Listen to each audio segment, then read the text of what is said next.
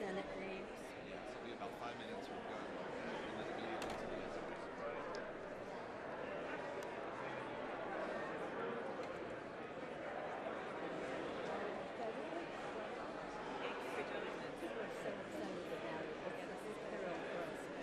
So I will joint session come to order, and I'll read out some names, and then you read the Senate names, okay? Ed, somebody here.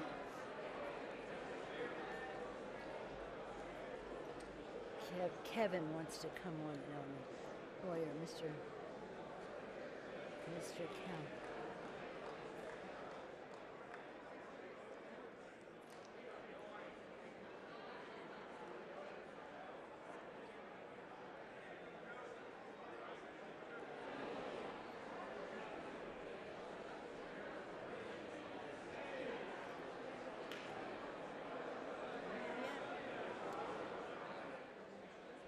This is one of the things we have to be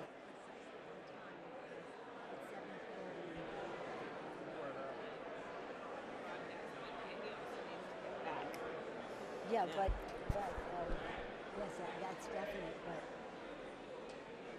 7:30 for what?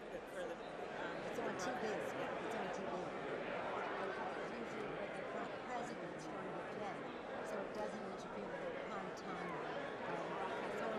So they just want about 8 o'clock to be finished, which we will because he's speaking in English, so we should probably not go that way. How are you? he's brief. He doesn't. No, he doesn't. He's fabulous. Just had a lovely meeting. He's great. Those are lovely. Yeah, we just had a good meeting.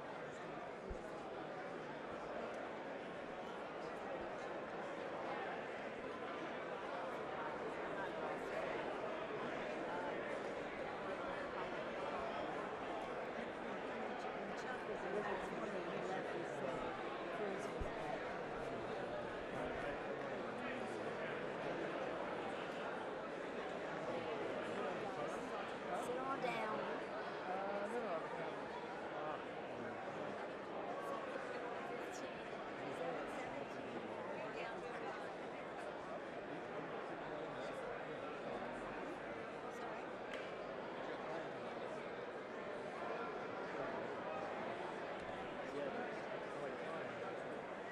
Sorry? From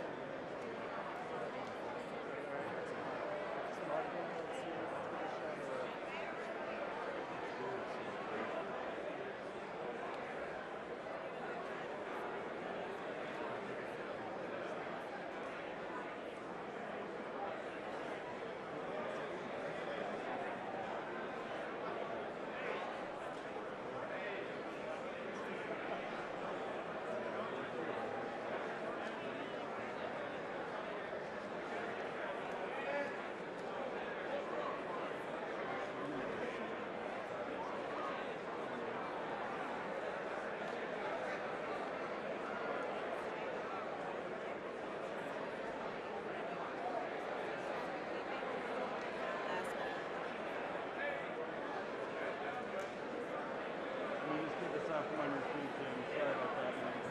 Thank you. Yeah, sorry about that. Sorry.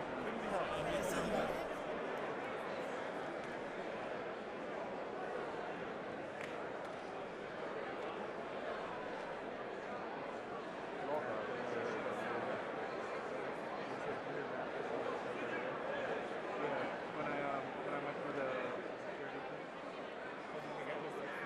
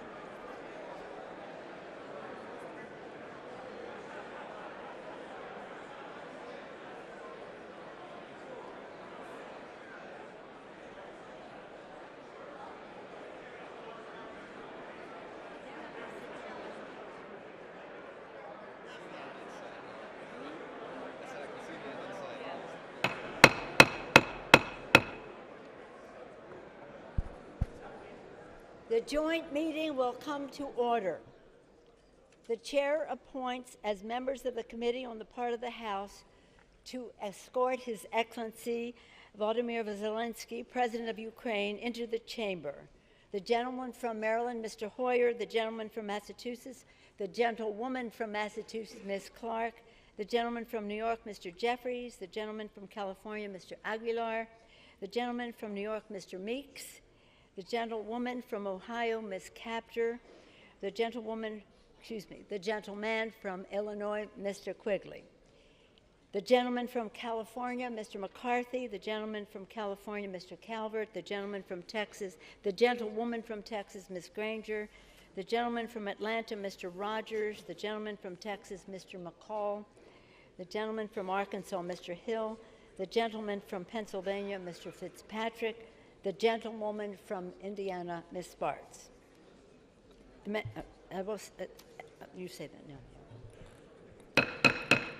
The President of the Senate, at the direction of that body, appoints the following senators as members of the committee on the part of the Senate to escort His Excellency Volodymyr Zelenskyy, President of Ukraine, into the House chamber. The Senator from New York, Mr. Schumer. The Senator from Illinois, Mr. Durbin. The Senator from Washington, Mrs. Murray.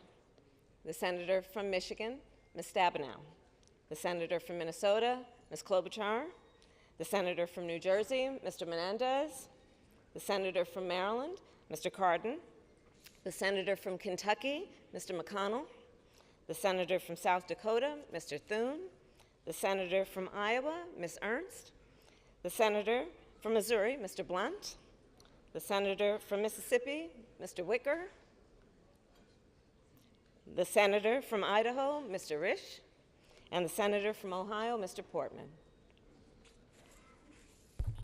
The members of the Escort Committee will exit the chamber through the lobby doors.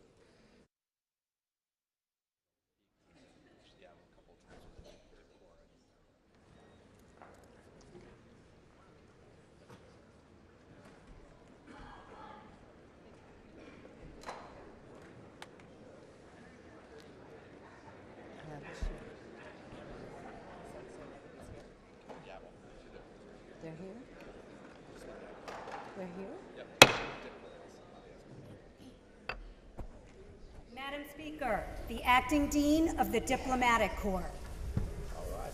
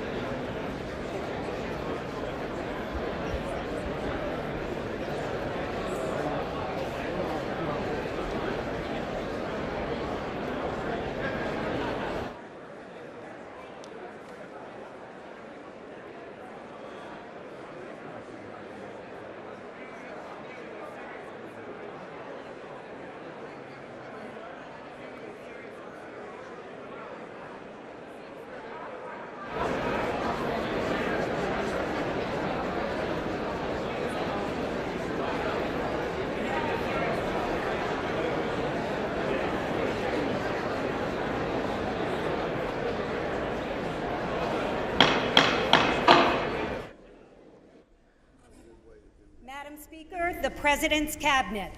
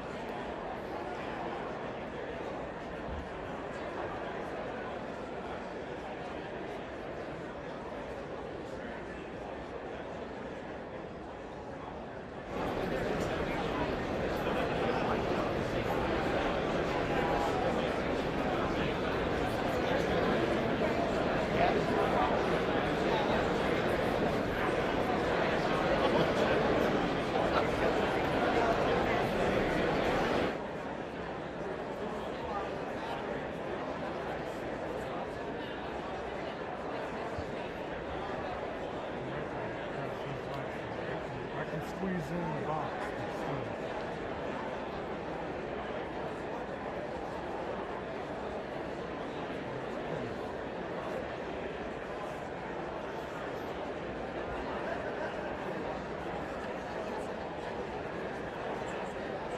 I'm gonna get some more Ukrainian boxes.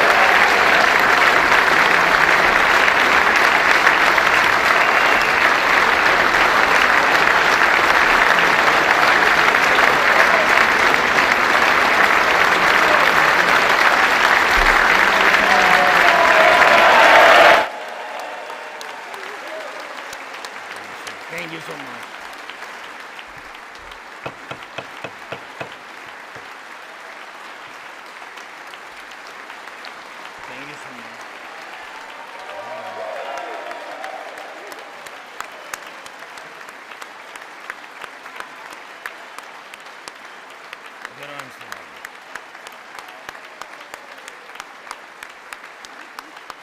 Thank you so much.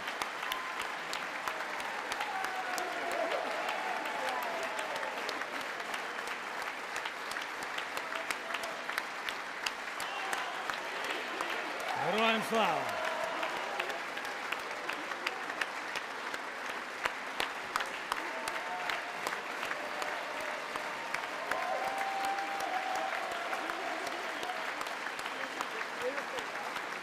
Thank you so much.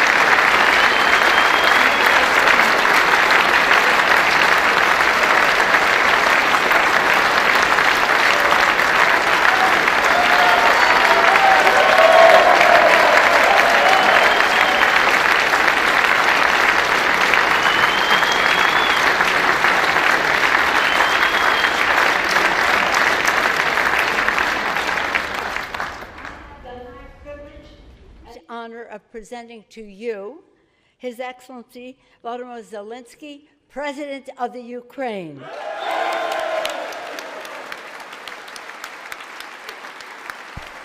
Thank you. Thank you so much.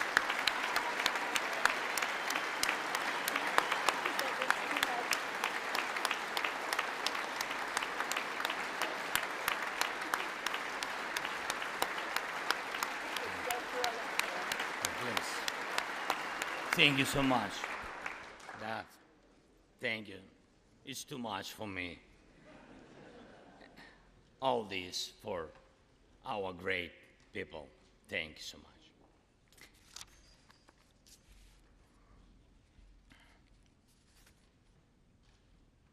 Dear Americans, in all states, cities, and communities, all those who value freedom and justice, who cherish it as strongly as we Ukrainians, in all our cities, in each and every family, I hope my words of respect and gratitude resonate in each American heart.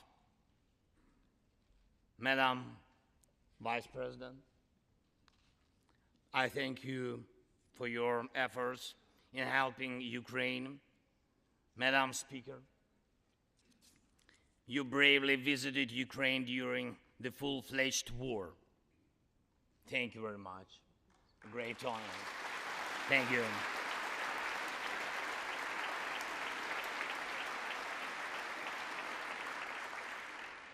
Great privilege to be here. Dear members of the Congress, representatives of both parties, who also visited Kyiv, esteemed congressmen and senators from both parties who will visit Ukraine, I'm sure, in the future.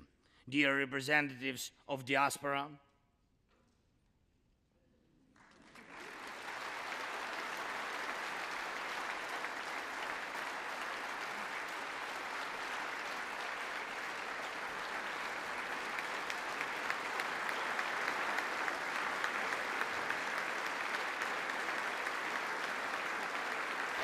I'm gonna go get the ball. I got the ball. My bad. chamber and spread across the country, dear journalists. It's a great honor for me to be at the US Congress and speak to you and all Americans. Against all odds and doom and gloom scenarios, Ukraine didn't fall. Ukraine is alive and kicking.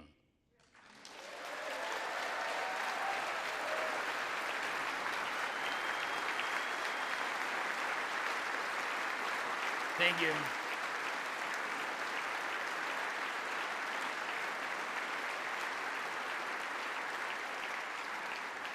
And it gives me good reason to share with you our first joint victory. We defeated Russia in the battle for minds of the world. We have no fear, nor should anyone in the world have it.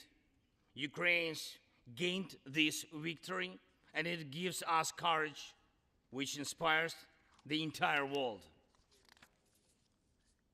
Americans gained this victory, and that's why you have succeeded in uniting the global community to protect freedom and international law. Europeans gained this victory, and that's why Europe is now stronger and more independent than ever. The Russian tyranny has lost control over us.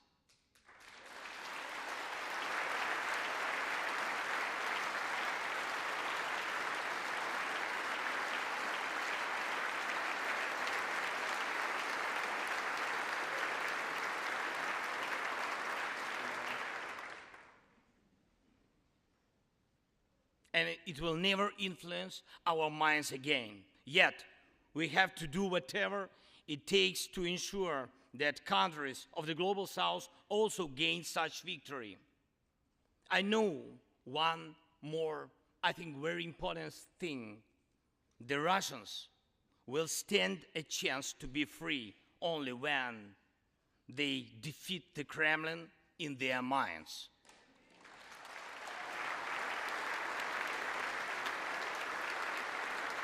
Yet, the battle continues, and we have to defeat the Kremlin on the battlefield. Yes, this battle is not only for the territory, for this or another part of Europe. The battle is not only for life, freedom, and security of Ukrainians or any other nation which Russia attempts to conquer. This struggle will define in what world our children and grandchildren will live, and then their children and grandchildren.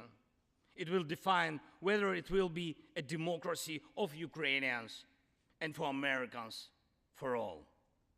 This battle cannot be frozen or postponed. It cannot be ignored, hoping that the ocean or something else will provide a protection. From the United States to China, from Europe to Latin America, and from Africa to Australia, the world is too interconnected and interdependent to allow someone to stay aside and at the same time to feel safe when such a battle continues. Our two nations are allies in this battle. And next year will be a turning point. I know it, the point when Ukrainian courage and American resolve must guarantee the future of our common freedom, the freedom of people who stand for their values.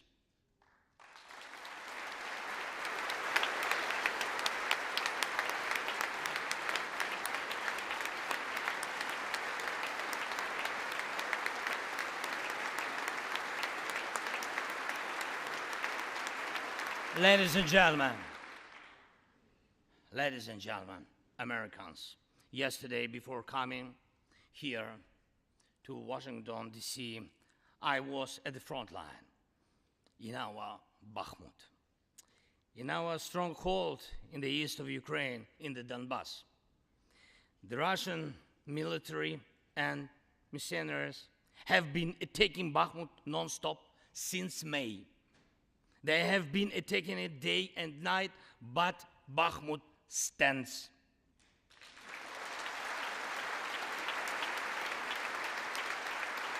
Last year, 70,000 people lived there in Bakhmut, in this city, and now only few civilians stay. Every inch of that land is soaked in blood. Roaring guns sound every hour. Trenches in the Donbas change hands several times a day in fierce combat and even hand fighting, but the Ukrainian Donbas stands.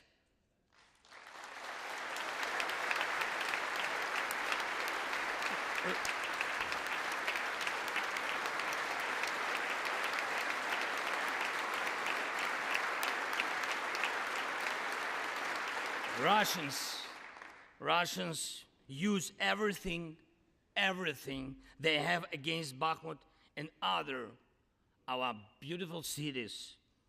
The occupiers have a significant advantage in artillery. They have an advantage in ammunition. They have much more missiles and planes than we ever had. And it's true, but our defense forces stand.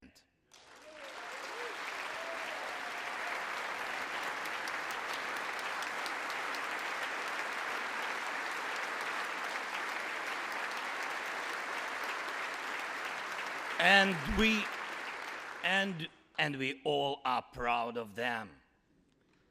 The Russians' tactic is primitive. They burn down and destroy everything they see.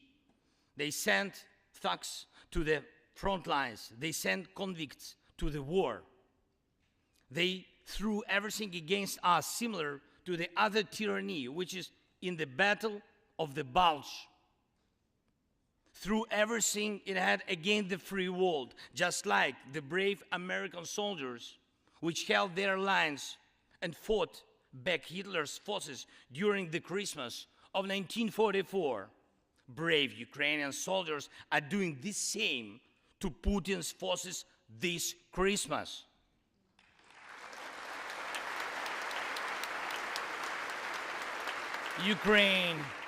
Ukraine holds its lines and will never surrender.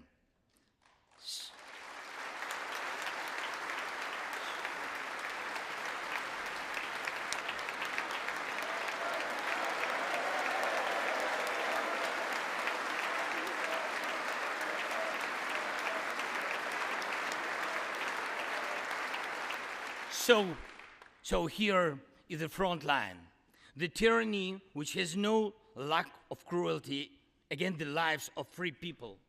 And your support is crucial, not just to stand in such fight, but to get to the turning point to win on the battlefield.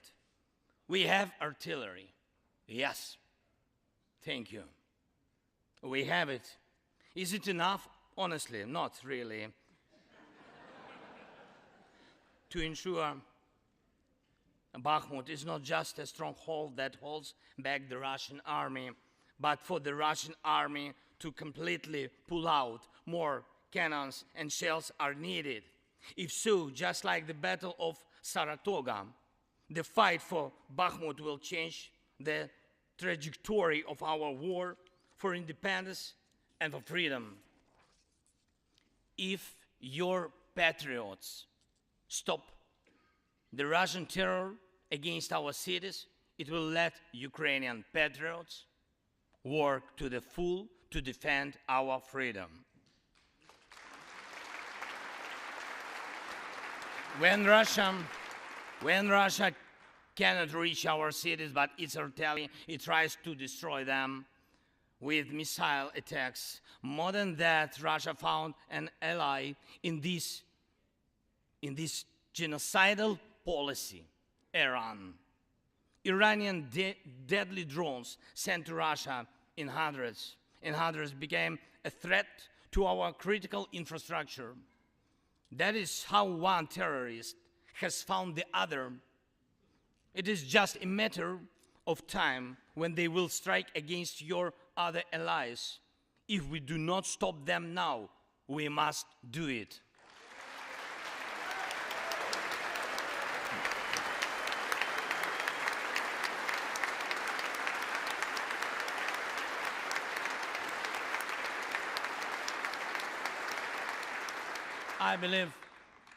I believe there should be no taboos between us in our alliance.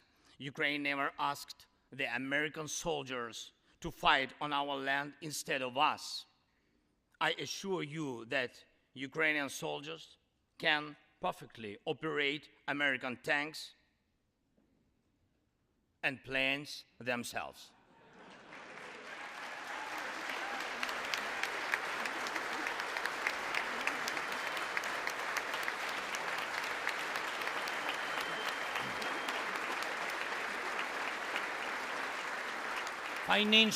Financial assistance is also critically important, and I would like to thank you very much. Thank you for both financial packages you have already provided us with and the ones you may be willing to decide on. Your money is not charity. It's an investment in the global security and democracy that we handle in the most responsible way.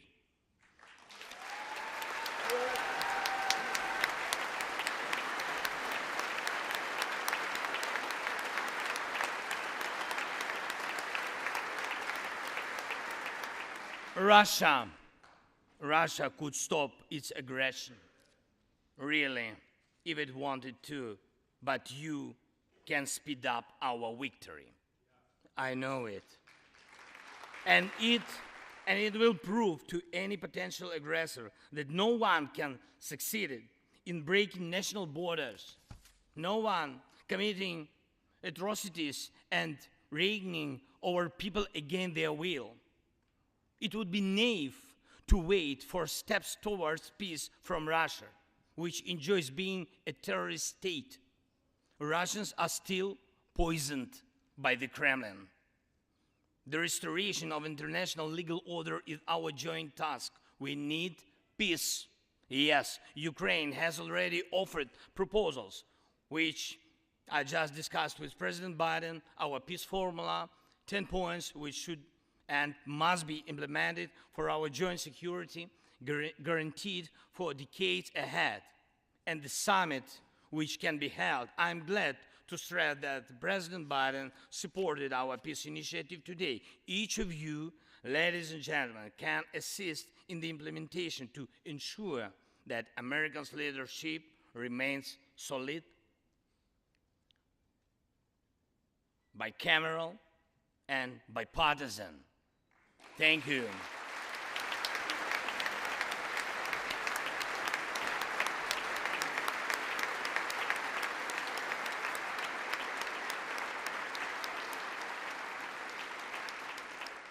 You can strengthen sanctions to make Russia feel how ruinous its aggression truly is. It is in your power, really, to help us bring to justice everyone who started this unprovoked and criminal war. Let's do it. Let terrorists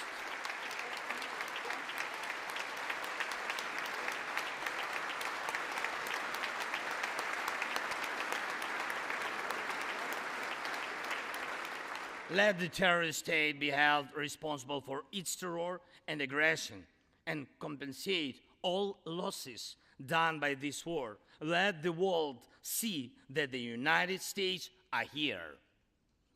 Ladies and gentlemen, Americans, in 2 days, we will celebrate Christmas. Maybe candlelit. Not because it's more romantic, no, but because there will be no electricity. Millions won't have neither heating nor running water. All of these will be the result of Russian missile and drone attacks on our energy infrastructure. But we do not complain. We do not judge and compare whose life is easier. Your well-being is the product of your national security, the result of your struggle for independence and your many victories. We, Ukrainians, will also go through our war of independence and freedom with dignity and success.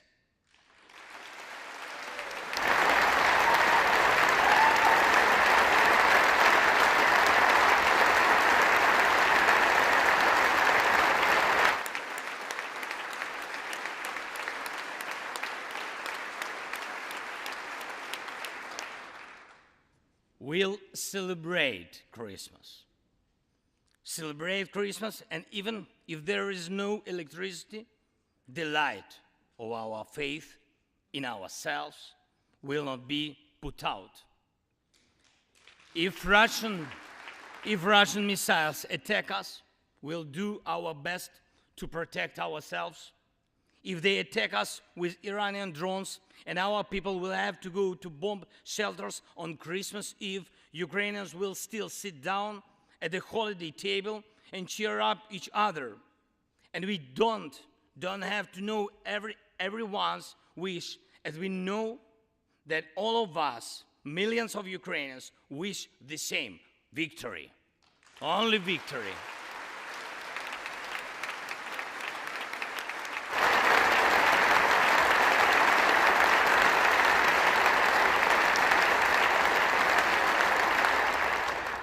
We already built strong Ukraine with strong people, strong army, strong institutions together with you. We developed strong security guarantees for our country and for entire Europe and the world together with you. And also together with you, we'll put in place everyone who will defy freedom. Put in. This will be the basis to protect democracy in Europe and the world over. Now, on the special Christmas time, I want to thank you, all of you. I thank every American family which cherishes the warmth of its home and wishes the same warmth to other people. I thank President Biden and both parties at the Senate and the House for your invaluable assistance. I thank your cities and your citizens who supported Ukraine this year, who hosted our Ukrainians, our people, who waved our national flags, who acted to help us. Thank you all, from everyone who is now at the front line, from everyone who is evading victory. Standing here today, I recall the words of the President Franklin Delano Roosevelt, which are, I think, so good for this moment. The American people, in their righteous might, will win through to absolute victory. The Ukrainian people will win too, absolutely.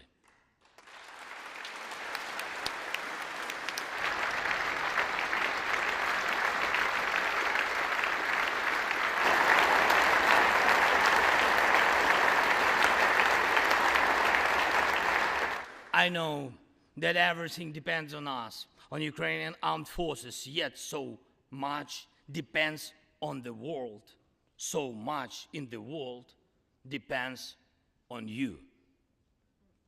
When I was in Bakhmut yesterday, our heroes gave me the flag, the battle flag, the flag of those who defend Ukraine, Europe, and the world at the cost of their lives.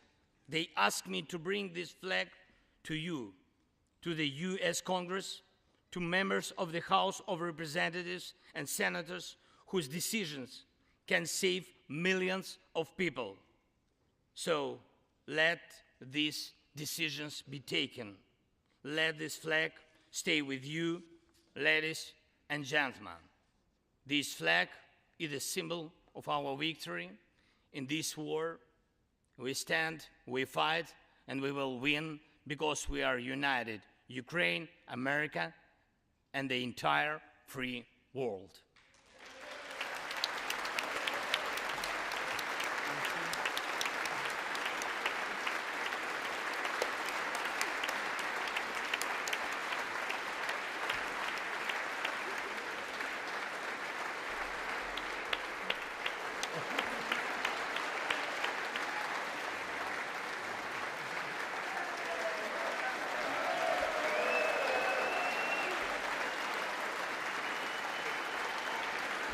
Just one thing, if I can, the last thing, thank you so much. May God protect our brave troops and citizens.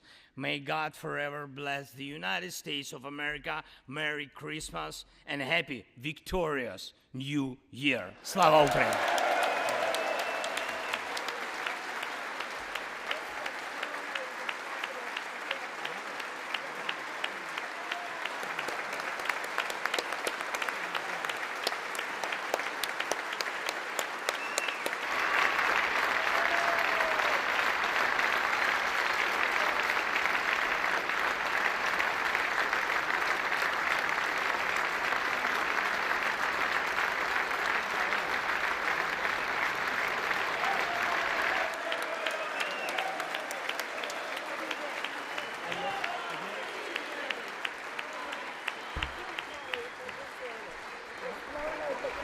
today for you. Okay? To me, Somebody will carry it. I can hold. Okay, we'll turn around. Yes. There we go.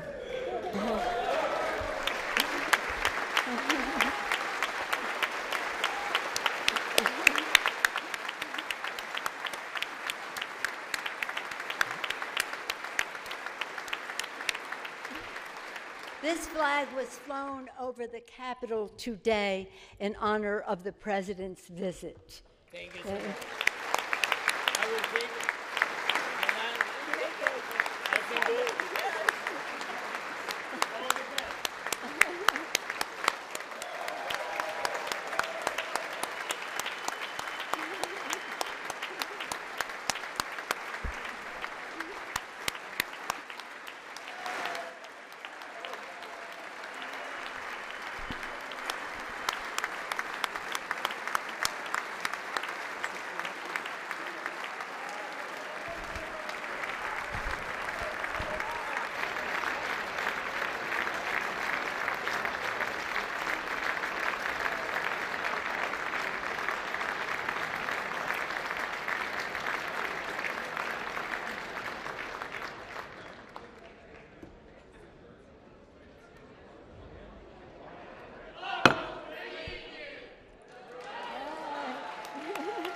The purpose of the joint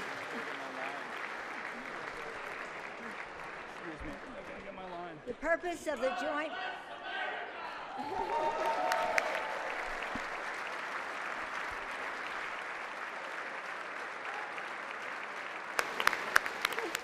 Okay, now. The purpose of the joint meeting having been completed, the chair declares the joint meeting of the two houses now dissolved. The House will continue in recess, subject to the call of the chair. Somebody just chanted, go. I'm going to show this to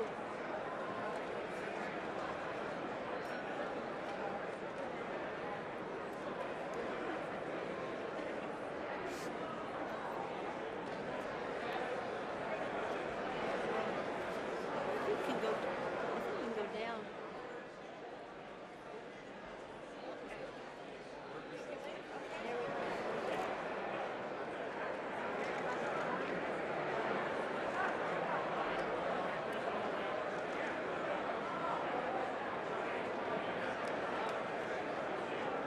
the Donbass region to fight Russians